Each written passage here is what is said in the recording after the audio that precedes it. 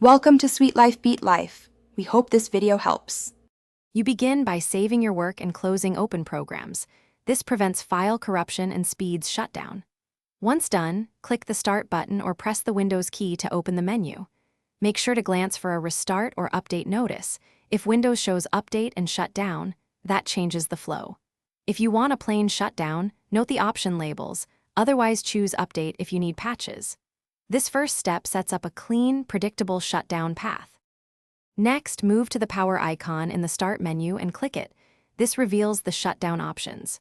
You will see Shut Down, Restart, and sometimes Update and Shut Down.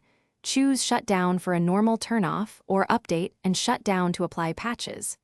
If you need a deeper reset of hardware state, hold Shift while clicking Shut Down to bypass hybrid sleep.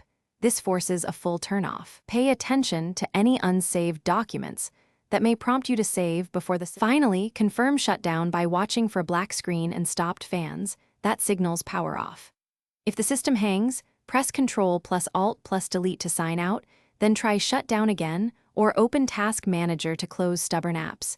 You may need to force quit.